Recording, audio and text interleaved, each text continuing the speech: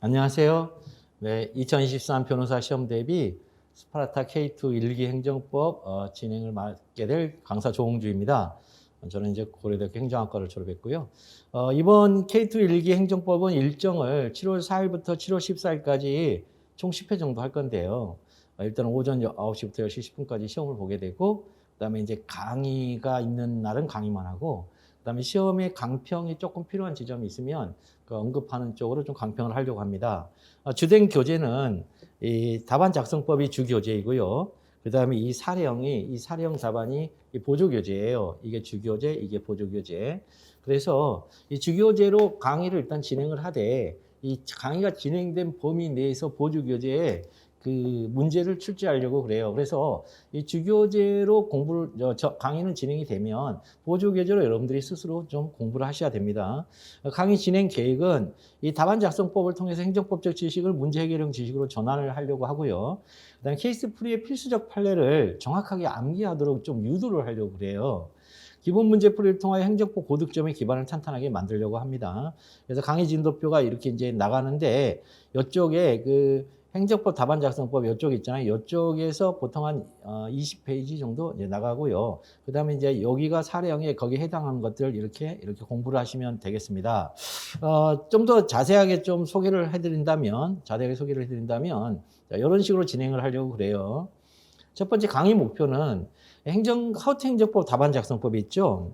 이 하우트 행정법, 이 답안 작성법을 가지고서 행정법 지식을 문제 해결형 지식으로 전환하려고 그래요.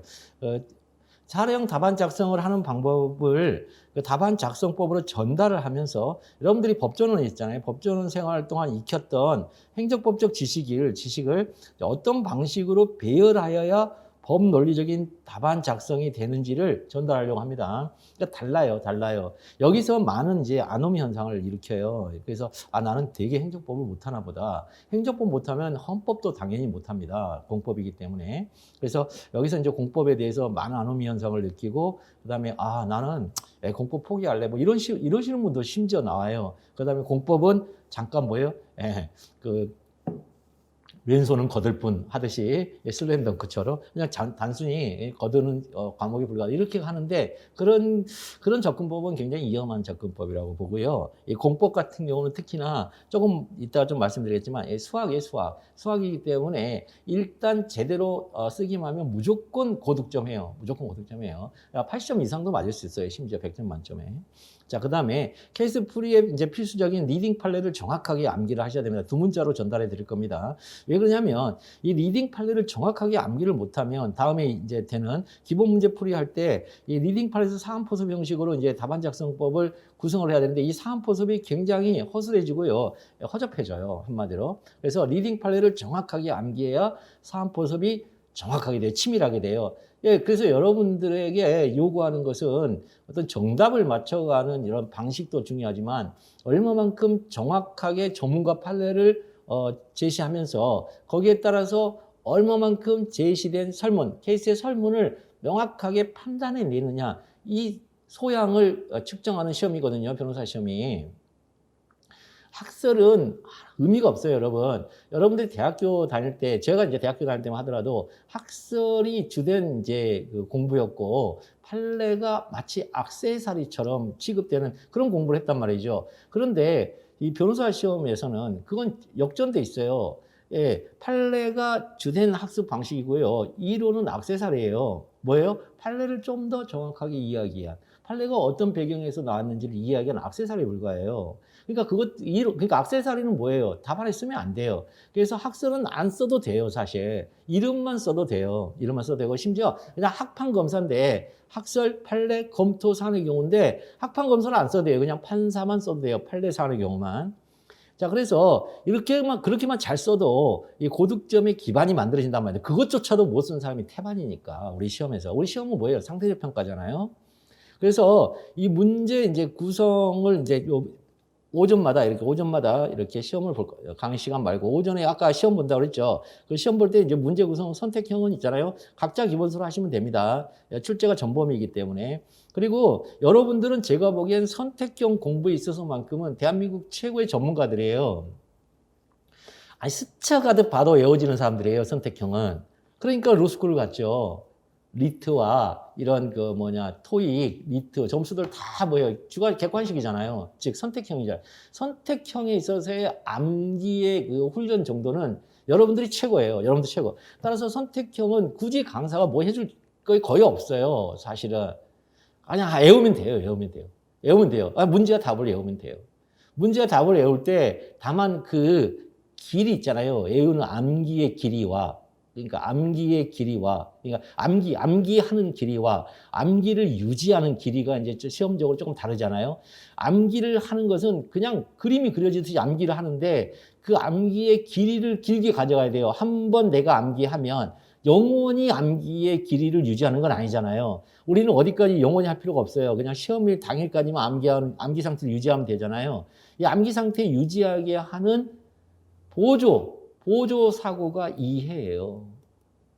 암기는 무턱대고 암기해야 돼요. 아니, 사실 우리가 영어를 있잖아요. 암기할 때 우리가 영어 공부를 하는 것은 영어 단어 수거를 암기하는 것에서 시작을 하잖아요. 여러분들이 단어와 수거의 그 문화적 배경을 알면서 암기를 했습니까? 아니잖아요. 그냥 단순 암기를 했잖아요. 그런데 단순 암기를 했는데 그게 어근과 어미로 구성되어 있어서 그쪽의 언어적인 배경이 그렇대라고 이해를 하면 어떻게 돼요? 평생 암기가 돼요, 그게. 똑같아요. 그런 메커니즘이 여러분의 선택형 공부에도 똑같이 적용이 돼요. 그러니까 그런 것을 위해서 행정법적인 지식이 없다 하더라도 이해가 안 된다. 암기는 할 수 있다니까요, 암기는. 그러니까 선택형은 그냥 암기하세요. 암기하세요. 뭐 이해하기 뭐 필요해요. 이해하면은 더 좋긴 하죠. 근데 이해가 안 된다. 단순 암기예요. 기출문제 다 달달달 암기해버려요, 기출문제. 그 다음에 유관,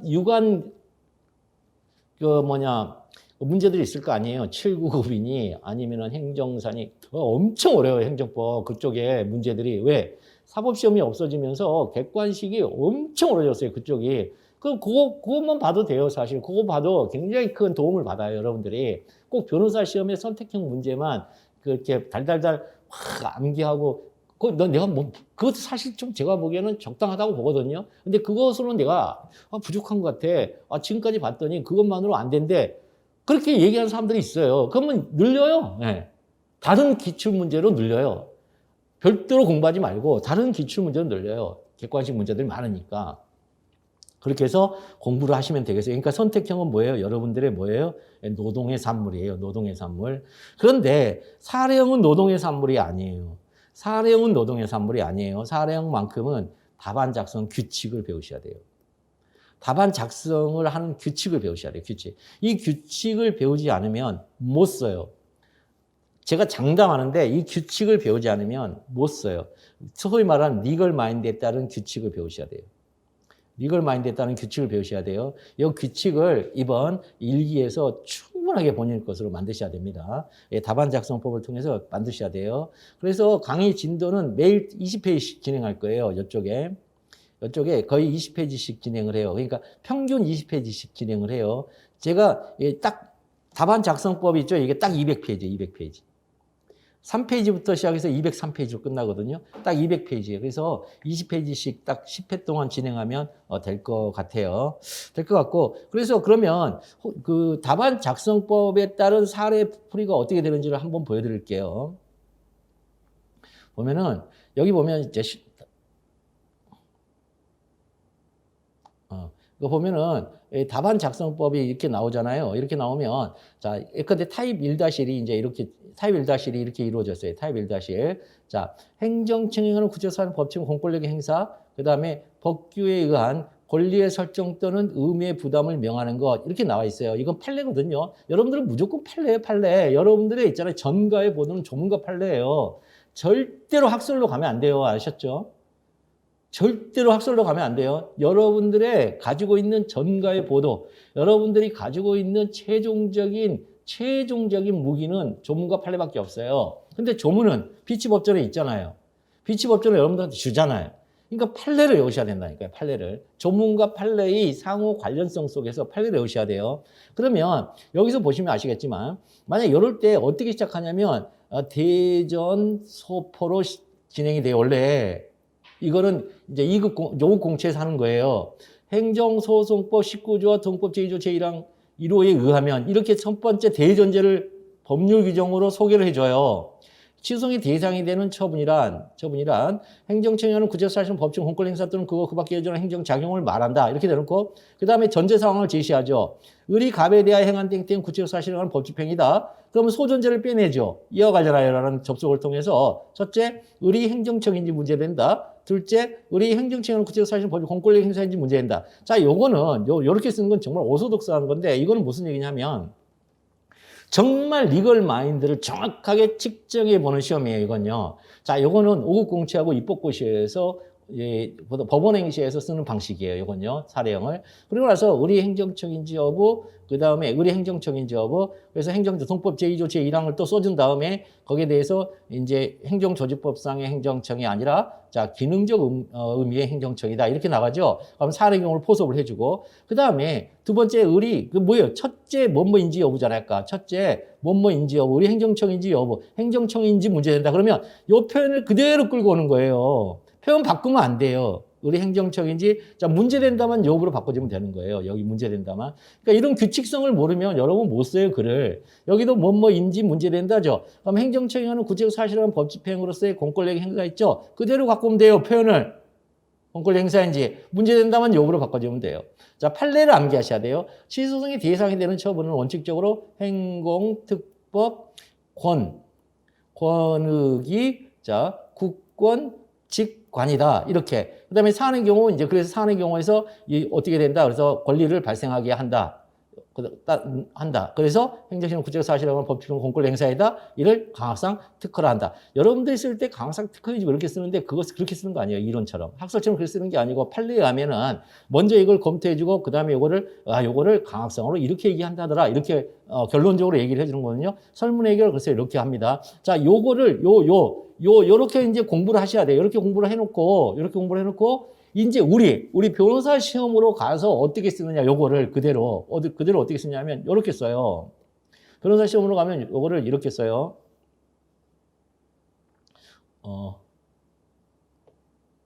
변호사 시험으로 가면은, 이렇게 씁니다. 자, 사례형을 보시면 변호사 시험으로 가면 이렇게 써요. 전학처분에서 전학처분 이거 가지고 이제 시험 문제 나온 거죠. 2019년에 모의 시험에서 나온 건데 사립학교 법인이 운영하는 거예요. 사립학교 법인이 운영하기 때문에 이게 행정처분인지가 문제가 돼 버려요. 그래서 초등학교장이 갑에 대한 전학처분이 소송법상 처분이냐가 문제가 되죠. 그러면 아까 우리는 법정을 출발했는데 여기서는 법정을 출발하는 게 아니라 자, 우리 변호사 시험 문제는 이 자극에 대한 반응적 글쓰기래요. 이걸 자극으로 삼아요. 그러면 자극을 그대로 받아쓰면 돼요. 뭐라고 쓰고 있어요? A초등학교장이 갑에 대한 전학처분 행소한 처분에 해당하는지 검토하시오. 해당하는지와 관련하여. 행정소송법 여기서 성의 대상이 되는 처분인지와 관련. 이렇게 되는데 거기서 이렇게 살짝 바꿔주는 게 중요해요. 행정소법 이하 동법 제19조 동법 2조 제1항 제1호에 의하여 그럼 이렇게 쓰면은 뭘로 바뀐다? 말이 행정소송법상의 처분이 아니라 취소의 대상이 되는 처분으로 말이 바뀌어요.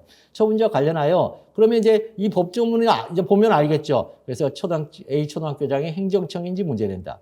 둘째, 전학이 행정청 구체사실은 법정의 공권력 행사인지 문제된다. 그래서 이렇게 해서 A초등학교 행정청인지 여부 판례 바로 써주고 그래서 동법 제2조 제1항의 행정청 말이 아까 되게 주저리주저리 많았잖아요. 여기서 두 개만 쓰면 돼요. 행정조직법상 행정청과 기능적 의미 행정청이라고 대칭적 의미의 두 용어들을 써놓으면 돼요.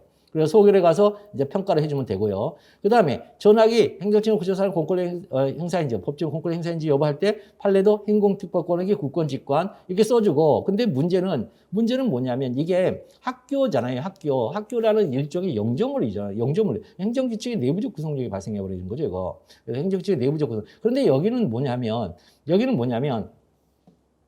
이 사립학교이기 때문에 영조물이 아니에요. 그죠? 그래서 사립학교이기 때문에 그래서 이제 구성력에 의하여 상대방에게 권리 설정 요걸 이제 원칙적으로 예외적으로 이렇게 쓰거든요. 근데 여기에 원칙 행공특법권에게 국권 직권에 대한 예외가 두 개가 있어요. 하나는 뭐냐면 이 행공특법권의 이 판례에 대한 예외가 하나는 행정규칙의 내부적 구성력으로 하는 예외가 있고 하나가 두 번째 예외가 뭐냐면 관행실법태라고 관련 법령의 내용과 취지 그다음 그 행위의 주체 내용 절차 형식적 측면, 그 다음에 실질적 결련성, 법치행정, 태도 등을 구체적으로 판단해야 돼. 요거 있거든요. 요게 또 예외예요.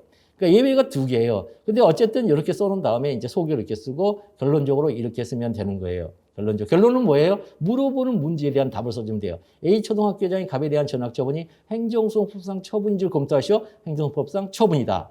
처분이다, 처분이 아니다. 이런 식으로요. 자, 이런 식으로 제가 이제 강의를 전달하고 여러분들은 여기에 그 안에 관련해서 이렇게 스스로 공부를 이제 이렇게 서로 비교해 가면서 공부를 하시면 될 것 같아요. 이렇게 하시면은, 제가 보기에는 행정법은 말로 하는 수학입니다. 말로 하는 수학. 행정법은 한마디로 말로 하는 수학이에요. 누누이 저는 말씀드리지만.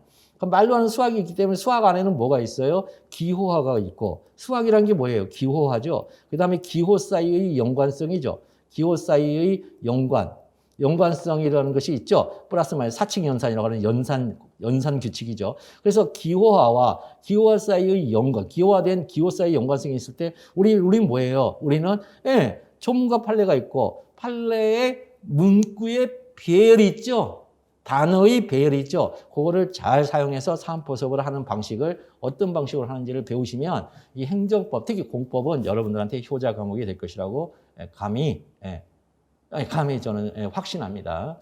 그래서 저와 함께 하셔가지고 행정법에 관한 이 인투이션을 얻으시고 답안 작성에 그래서 그것들이 공법인 헌법까지 당연히 확장이 되고 더 나아가 특히 이제 형법이라든가 제형법 정지잖아요. 형법은. 그 다음에 민법에 있어서는 이제 의사 해석의 문제인데 또 그것의 의사 해석이 애매할 때는 다시 민법 규정이 적용되잖아요. 그래서 조문 판례 사안의 경우로 이렇게 단순성을 갖고 있다는 거, 법학 답안 작성이. 근데 그 중에서 그 단순성이 가장 극명하게 드러나는 것은 인간의 이성이 고안해낸 유일한 법인 헌법과 행정법, 특히 행정법에서 시작하거든요. 헌법은 옛날에는 뭐라고 했어요? 최종적인 지향점이라고 했어요. 행정법은 헌법의 구체화법이라고 그러면서 지향점이라고. 근데 지금은 나치 이제 이후에 나치의 그런 그 부정적 영향 이후로 헌법 소송이라는 게 인류 역사상에 또 들어왔죠. 다 뭐예요? 헌법 소송, 행정 소송은 인간의 필요에 의해서 고안한 거예요. 민법과 형법은요. 사회 발달 과정에 따라서 자연 발생적으로 만들어진 거고요. 그래서 자연 발생적으로 만들어진 것과 인간의 필요에 의해서 고안된 것은 차이가 있죠. 그러니까 고안을 했기 때문에 어떻게 돼요? 틀이 있는 거예요. 틀이. 그래서 민법하고 형법을 잘 하시는 분들이 공법만 오면 헤매요. 특히 뭐예요? 민법의 권리 개념과 행정법의 법률상 이익 개념은 전혀 다른 얘기예요. 전혀 다른 얘기인데 그런 것들을 권리 구제설 이렇게 들어와 버리니까 권리 이렇게 하니까 이게 독일적 사고를 자꾸 하니까 이제 이해가 안 되는 거죠. 자, 그런 것들 하나하나를 저와 같이 풀이해 가면서 공법도 나름의 그런 논리 철학, 논리 구조 철학적 배경을 갖고 있으면서 그게 그렇게 사실은 알고 보니까 쉬운 거였구나. 근데 우리가 시선을 좀 달리 하다 보니까 자꾸만 어렵게만 느껴졌던 학문이구나. 그것을 이번에 깨닫는 그런 좋은 기회를 가지시기를 기대하겠습니다. 네, 감사합니다. 조홍주였습니다.